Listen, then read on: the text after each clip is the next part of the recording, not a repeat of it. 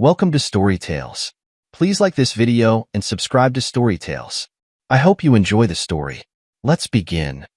The morning sunlight cut through the blinds of Knox Cole's workshop, highlighting the sawdust that floated through the air like tiny stars.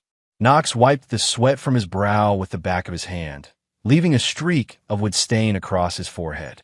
He stepped back to examine his work, a mahogany jewelry box with custom-carved roses along the edges. Perfect for Aubrey's 33rd birthday. Knox wasn't good with words. Never had been. Growing up in rural Arkansas had taught him to keep his head down and his mouth shut. Let your work speak for you, his father had always said before he drank himself to death. So Knox built things. Beautiful things. Tough things that lasted. He ran his calloused fingers over the smooth finish of the box. Aubrey would understand what this meant, the hours of precision, the attention to detail. The love, but something nagged at him, something he couldn't quite hammer into place. Aubrey had been different lately, distant. That morning, she'd barely looked up from her phone when he kissed her goodbye. "You're getting dust all over my robe," she'd said, brushing at the silk without meeting his eyes. Knox had apologized and backed away. 5 years ago, when they'd first met, she would have pulled him closer, dust and all. He closed the workshop door and headed to the shower. The hot water washed away the sawdust, but not his concerns. How had they drifted so far apart? He'd built them a home with his own hands. A life. But lately, it felt like Aubrey was living in a different house altogether. The perfume shop was crowded with last-minute shoppers. Knox felt out of place among the gleaming bottles and soft music. His work boots left marks on the polished floor. He knew exactly what he wanted, though. Maison Francis Kirkjian perfume. The same one Aubrey had pointed out in a magazine 3 months ago. "Can I help you?" The saleswoman approached, her eyes taking in his worn jeans and flannel shirt. "I need this." Knox pulled out the torn magazine page with the perfume circled in Aubrey's elegant handwriting. The woman's expression softened. "Your wife has expensive taste." "Good taste, though." Knox handed over his credit card without flinching at the price. Aubrey deserved nice things. Next stop, the florist. White roses, Aubrey's favorite. The florist wrapped them in crisp paper, the same color as Aubrey's skin when she slept beside him. The last item wasn't something he could buy. Back at home, Knox sat at his desk, staring at a blank piece of paper. Words never came easy to him, but tonight they had to. He started writing, scratched it out, started again. The letter took him 3 hours. "Aubrey, when you walked onto that deck 5 years ago, I thought you were the most beautiful woman I'd ever seen. I still think that. But beauty isn't why I love you. That I love you because you laugh at movies that aren't funny. Because you sing in the shower and think I can't hear. Because you try so hard at everything you do that I don't have fancy words. But I have these hands that will keep building for you. This heart that beats for you. I promise to keep trying to be the man you deserve. Happy birthday." Knox he folded the letter, tucking it into an envelope. Then he arranged everything on the kitchen, counted the roses in a crystal vase, the perfume in its elegant box, the jewelry box with the letter propped against it. Aubrey would be home from her shopping trip soon. His phone buzzed with a text from a client. "Emergency repair job across town. Water damage." Knox sighed and grabbed his tools. The timing was terrible, but this client had referred 3 others to him this year alone. He couldn't say no. He sent Aubrey a text. Had to run to a job. "Your presents are on the counter. Happy birthday. I love you." She didn't respond. The repair job took less time than expected. The client had overreacted to minor water damage. Knox fixed it in under an hour and headed home, hoping to catch Aubrey before she went out with her friends to celebrate. The house was quiet when he entered. Too quiet. "Aubrey." His voice echoed through the entryway. No answer. Her car was gone. Knox checked his phone. No messages. That he walked to the kitchen, expecting to see the gifts opened, perhaps a thank you text he'd missed. But the counter was bare. Everything was gone. Knox frowned, checking the living room, the bedroom. Nothing. Had she taken everything with her? It didn't make sense that on his way back through the kitchen, he noticed the side door to the garage was ajar. He pushed it open. There, beside the recycling bin, sat a black trash bag. Something white peeked through a tear in the plastic. Knox knelt down and opened the bag. The roses. The perfume, the jewelry box, the letter still sealed, everything he had given her thrown away like garbage. Knox stared at the bag for a long time. His hands didn't shake. His breathing remained steady. But something inside him, something vital and trusting, shattered silently. He retied the bag and left it where he found it. Back in the bedroom, he packed a small duffel with clothes and essentials. He took his important documents from the safe. Then he sat on the edge of the bed they'd shared and made a phone call. Brick? It's Knox. Need a place to crash for a bit. Everything okay, brother? Brick's booming voice carried concern. No, but it will be. Aubrey returned home at 2:17 a.m. Knox watched from his truck parked down the street as she stumbled slightly on the walkway. She wasn't alone. A man's arm steadied her, lingered too long on her waist, disappeared as she fumbled with her key. The man, tall, wearing what looked like an expensive suit, even at this hour waited until she was inside before walking to his own car. Knox memorized the license plate. His phone began to vibrate. Aubrey calling. He declined it and drove away. By morning. She had called 17 times. He turned off his phone. She did what? Cammy Rainey's voice rose in pitch as Knox explained the situation. They sat in the back office of her dog rescue, surrounded by files and the distant sound of barking. Cammy had the same dark eyes as Knox, a family trait that made them look more like siblings than cousins. She'd been his rock since they were kids, hiding from his father's drunken rages in her parents' barn. Knox explained again, his voice steady. Through everything, the trash, the roses, the perfume, the letter. You're sure? Maybe she. I saw the bag, Cammy. Saw what was in it. A large retriever mix pushed his way into the office, settling his head on Knox's knee. Unconsciously, Knox's hand dropped to scratch behind the dog's ears. Rooster likes you, Cammy observed. He's usually wary of men. Knox looked down at the dog's soulful eyes. Smart dog. So what now? Cammy leaned forward. You're staying with Brick? For how long? Don't know yet. Knox, talk to me. All these years of friendship, and you still give me one-sentence answers. A ghost of a smile touched his lips. Why use 20 words when 5 will do? Cammy wasn't deterred, because sometimes 20 words tell the truth better than 5. Knox's smile faded. He looked into his cousin's eyes. She threw away everything I gave her, he said slowly. So now I'm taking everything she thinks is hers. A chill ran through the room despite the spring warmth outside. Knox. Cammy hesitated. Don't do anything stupid. Nothing illegal, he promised. But everything she values, her reputation, her status, her security, it's all built on lies. And lies don't hold up under pressure. Rooster whined softly, sensing the tension. She's going to call you, Knox said, asking where I am. What to do? Cammy nodded. What do you want me to say? Nothing. I never told you anything. You haven't heard from me. She'll know I'm lying. Knox stood, patting the dog one last time. That'll be a new experience for her then, being on the receiving end of a lie. Brick's spare room was sparse: a single bed, a dresser, a small desk. Knox preferred it that way. No distractions. He sat at the desk, a legal pad in front of him, and began to write. Not poetry or declarations of love, but a list. Methodical. Precise. Point 1. Confirm affair 2. Identify the man 3. Find leverage 4. Build evidence 5. Prepare exit strategy 6. Execute. In the week since he'd left, Aubrey had called hundreds of times. She'd texted. She'd emailed. She'd even shown up at job sites, only to find he'd rescheduled those appointments. Knox ignored it all. Brick entered without knocking, his massive frame filling the doorway. You alive in here? You missed dinner. Knox glanced up. Not hungry. Brick tossed him an apple anyway. Eat. Can't plan revenge on an empty stomach. Knox caught the apple, but set it aside. Not revenge. Justice. Brick snorted. Call it whatever helps you sleep, brother. But you need to eat. And shower. You smell like my gym at closing time. Knox almost smiled. Brick had been like this since their army days, loud, direct, secretly caring. They'd served 2 tours together in Afghanistan, where Brick had earned his nickname by surviving a collapsed building that should have killed him. What's on the agenda tonight? Brick asked, nodding toward the legal pad. Research. Knox turned his laptop screen toward his friend. On it was a Facebook profile for a man named Jesse Vane. Corporate type. Clean cut. Wedding band clearly visible in his profile photo, where he stood with a pretty blonde woman and 2 young children. That him? Rick's voice hardened.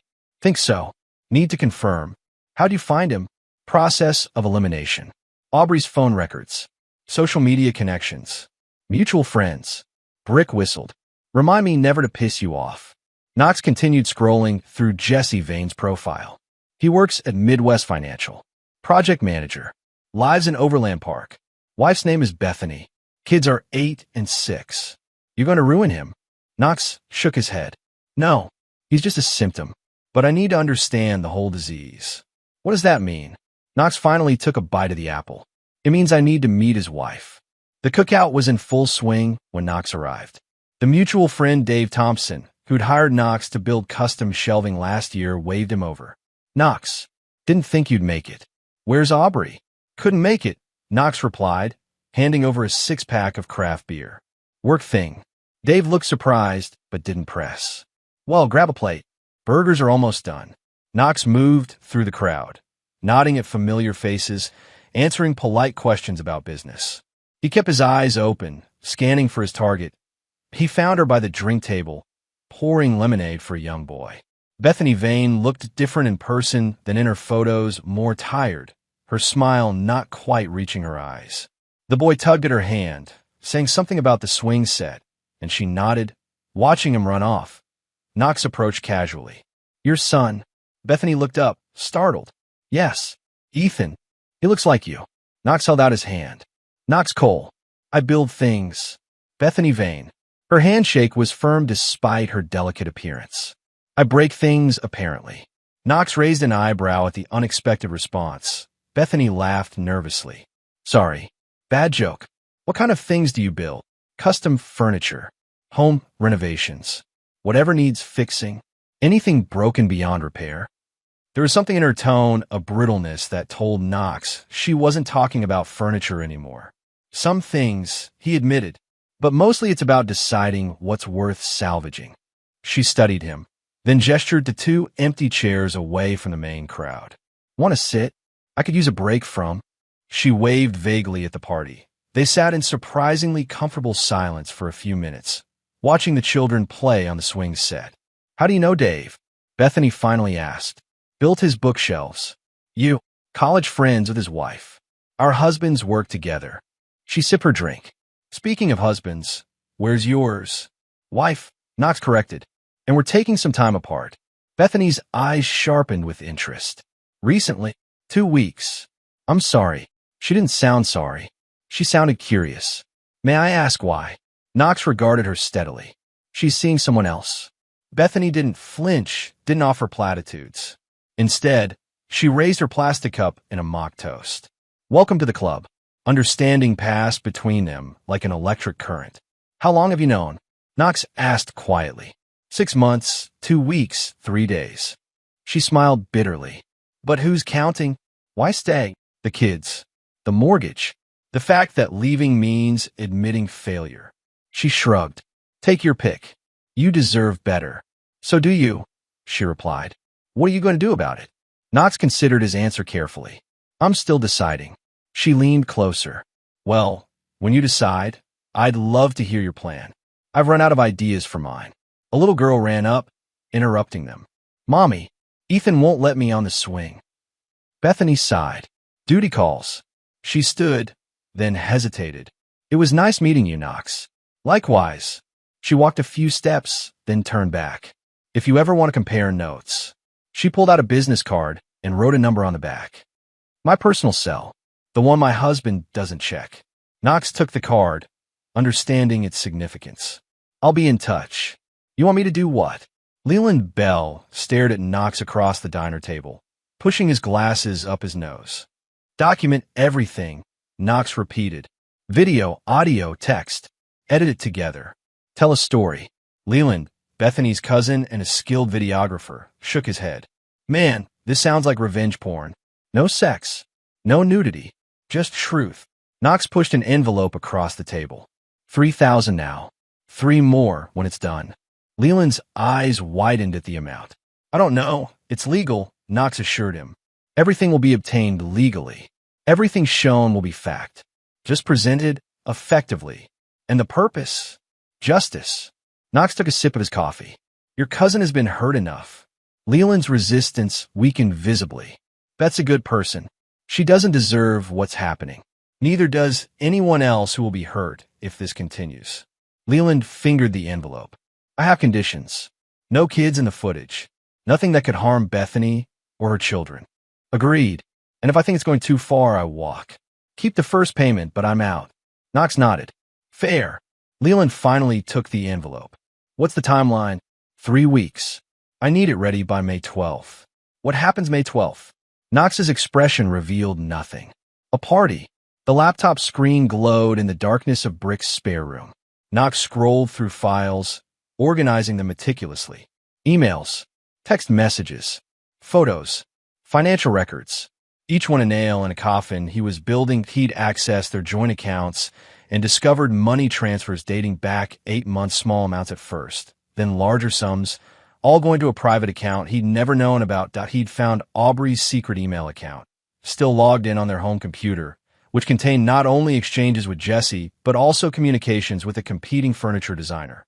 Aubrey had been selling Knox's designs, photographs of his sketches, detailed measurements, with selections that a betrayal within a betrayal. His phone vibrated with a text from Cammie. She came by the rescue again today. Crying. Said you need to talk to her before you do something you'll regret. Knox typed back. Only one of us has regrets to worry about. Another text came through, this one from Bethany.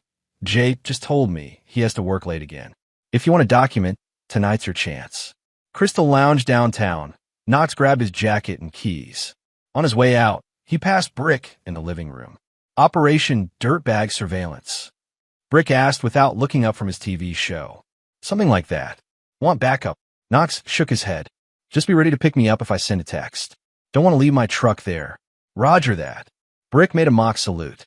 Don't do anything I wouldn't do. That leave a lot of options open. Exactly. Brick grinned. The Crystal Lounge lived up to its name. Everything gleamed with a cold, hard brilliance. Knox, dressed in clothes nicer than his usual work attire, but not nice enough for this place, sat at the far end of the bar. A perfect vantage point to watch Jesse Vane and Aubrey at their corner table. They didn't touch much in public. Professional discretion.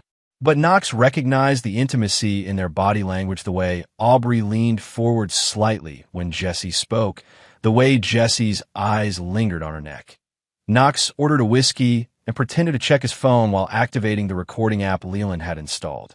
The bartender gave him a curious look. Men like Knox didn't usually drink alone at the Crystal Lounge, but the generous tip Knox provided eliminated any questions that an hour passed. Knox nursed his drink, watched, documented. Then Aubrey excused herself to the restroom, and Knox saw his opportunity that he moved quickly, intercepting her in the narrow hallway. Knox! Aubrey gasped, her hand flying to her throat. What are you doing here? Up close. She looked both the same and different. Same golden brown hair, same perfect makeup, but her eyes held a wariness that hadn't been there before. Having a drink, Knox replied calmly. I'm with a client. The lie came easily to her lips. Work thing. Interesting place for a work meeting. Aubrey straightened, recovering her poise. Why are you following me? You ignore me for weeks, and now you're stalking me. Not following you, but good to know where you've been spending our money. Her expression hardened. Our money? The money you earned swinging a hammer? Do you know how little that would get us without my connections? The contempt in her voice confirmed everything Knox had suspected but never wanted to believe. I need to get back to my client, Aubrey said, moving to pass him. Knox stepped aside. Don't let me keep you from your work. She hesitated. Knox, we need to talk. For real. Come home. I am home. Just not with you. This is ridiculous. You're blowing everything out of proportion. Her voice rose slightly. So, I threw away some flowers. They were dying anyway. Knox just looked at her, saying nothing. And that tacky perfume? It wasn't even the right one. I showed you Baccarat Rouge, not whatever cheap knockoff you bought. Still, Knox said nothing. Are you just going to stand there? Say something. I did. In my letter. Knox's voice remained steady. The one you threw away without opening. Aubrey's cheeks flushed. I was upset. So was I. A door opened, and Jesse appeared, looking concerned. Aubrey? Everything okay? His eyes darted to Knox, unrecognizing. Fine, Aubrey said quickly. Just ran into an old friend. We're done now. Knox smiled thinly. For now. He turned and walked away, hearing Jesse ask in a hushed voice, who was that? He didn't hear Aubrey's answer, but he could imagine it. Another lie to add to the collection. Outside, Knox texted Brick for pickup and waited in the shadows. 10 minutes later, Aubrey and Jesse emerged, got into separate cars, and drove in the same direction. Knox took photos, then got into Brick's truck when it pulled up. Get what you needed? Brick asked. Knox nodded, his jaw tight. Want to talk about it? No. They drove in silence for several blocks. She's not worth it, you know, Brick finally said. Not worth your pain. It's not about her anymore, Knox replied. It's about me. What I allow. What I accept. He looked out the window at the passing city lights. Never again. May 12th arrived cool and clear. Perfect weather for Aubrey's spring garden party, an annual tradition she'd started 3 years ago to network with clients and friends.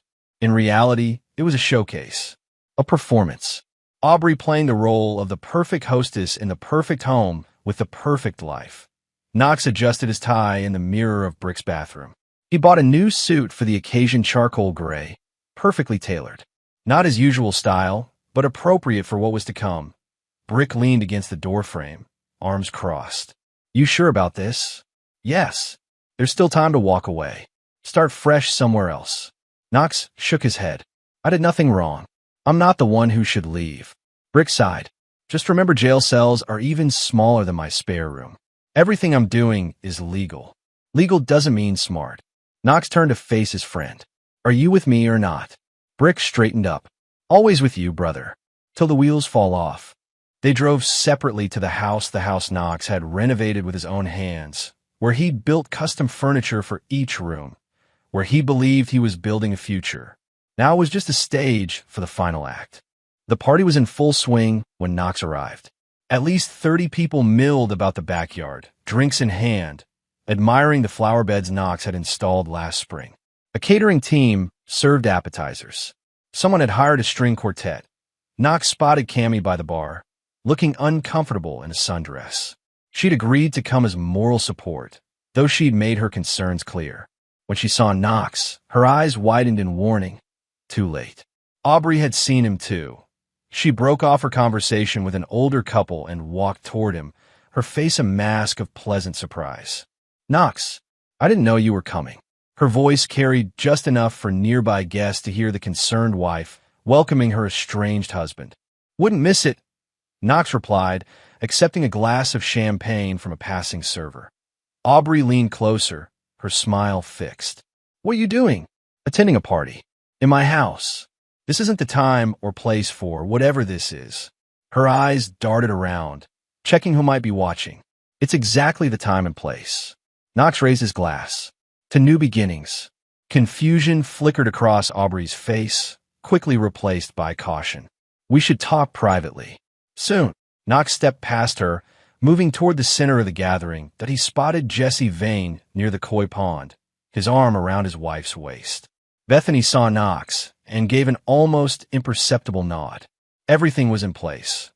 Aubrey followed Knox, trying to appear casual while hissing under her breath. What are you planning? Knox ignored her, checking his watch. Almost time. The caterer approached Aubrey. Mrs. Cole, the main course is ready to be served. Of course. Thank you. Aubrey composed herself, raising her voice to address the crowd. Everyone, please find your seats at the tables. Dinner is served. As people began to move toward the elegantly set tables on the patio, Knox caught Leland's eye across the yard. Leland nodded and disappeared into the house. Aubrey climbed the 3 steps to the raised patio, glass in hand.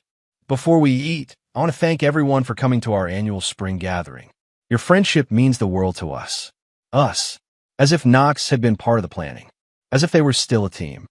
This year has been full of new opportunities, and the large outdoor TV screen that Knox had installed last summer suddenly flickered to life.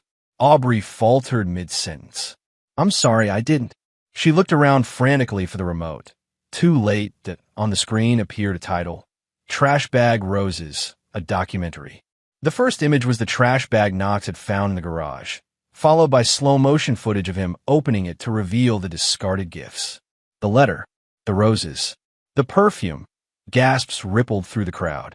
"Turn it off," Aubrey commanded, but no one moved. The documentary continued, showing text messages between Aubrey and Jesse, explicit messages with clear timestamps that prove the affair had been going on for nearly a year.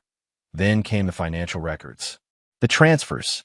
The emails to the competing furniture designer, with photos of Knox's original sketches attached.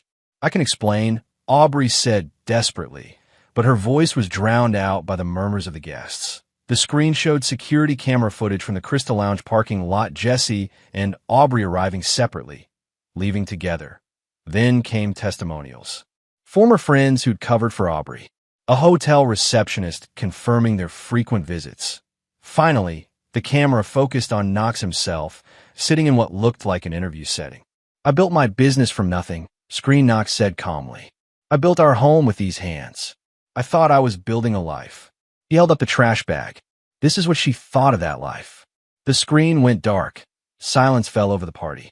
All eyes turned to Aubrey, who stood frozen on the patio steps, her champagne glass dangling forgotten from her fingers.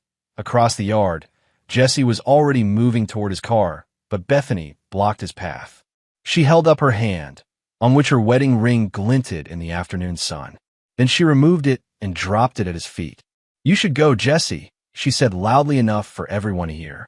"Your things will be on the lawn when you get home." Knox walked toward Aubrey, who seemed to shrink with each step he took. "You had no right," she whispered when he reached her.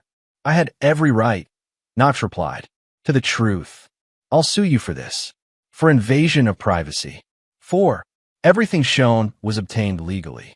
You used shared devices, shared accounts, public spaces." Knox's voice remained calm. "But go ahead and sue. Discovery works both ways." Aubrey's face crumbled. "Why? Why do this? Why not just divorce me quietly?" "Because you didn't just betray me." Knox gestured to the stunned crowd. "You betrayed everyone here. You lied to our friends. You stole from my business. You made all of us unwilling participants in your deception. It wasn't like that. I just—" "Save it, Aubrey. No one's buying the act anymore." Tears streaked her perfect makeup. For a moment, Knox felt a twinge of, not regret exactly, acknowledgement, perhaps, of what might have been. "What happens now?" Aubrey asked, her voice small. "Now I leave, and I don't come back. The house is yours. I took my name off the deed last month." Relief flashed in her eyes, quickly followed by suspicion. "Why would you do that?" "Because without my income, without my client connections that you've now lost, you won't be able to afford the taxes, the maintenance, the mortgage I refinanced solely in your name." Understanding dawned on Aubrey's face. "You're leaving me with nothing." "No, I'm leaving you with exactly what you earned." Knox turned to walk away, then paused. "Check your email.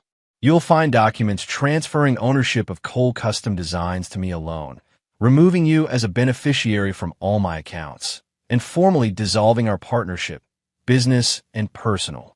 You can't just erase 5 years. I'm not erasing anything. I'm preserving the evidence while removing the cancer." Knox's voice hardened. "You threw away my heart like it was garbage, Aubrey. Did you really think there wouldn't be consequences?" He walked away from her then, through the parting crowd. Some faces showed shock. Others, a grudging respect. A few, like Cammy and Brick, showed pride. Bethany fell in a step beside him as he reached the gate. "That was quite a show," she said quietly. "Too much. Not nearly enough."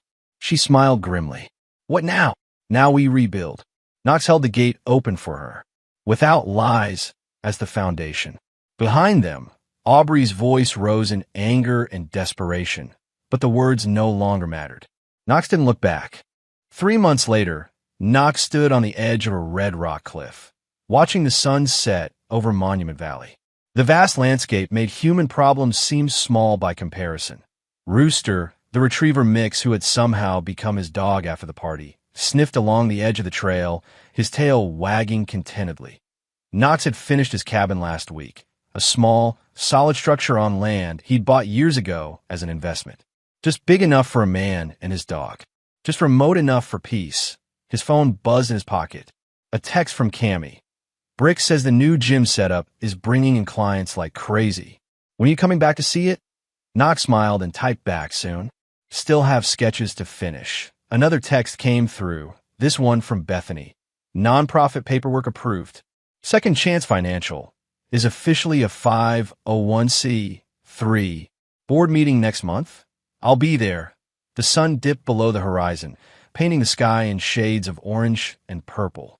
Knox took out his sketchbook and began to draw, inspired by the colors, the shapes, the possibility of creating something beautiful from nothing. Rooster barked, alerting Knox to a park ranger approaching on the trail. Beautiful evening, the ranger commented. You camping nearby? Just passing through, Knox replied. Heading home tomorrow. Where's home? Knox considered the question, still figuring that out. The ranger nodded as if this made perfect sense. Mail came for you at the ranger station. Left it in your cabin. Thanks. Later that night, Knox found the envelope with no return address. He recognized the handwriting immediately. Aubrey's, without opening it, without even a moment's hesitation, he carried it to the small fireplace and held it over the flames. The paper caught quickly, curling into ash.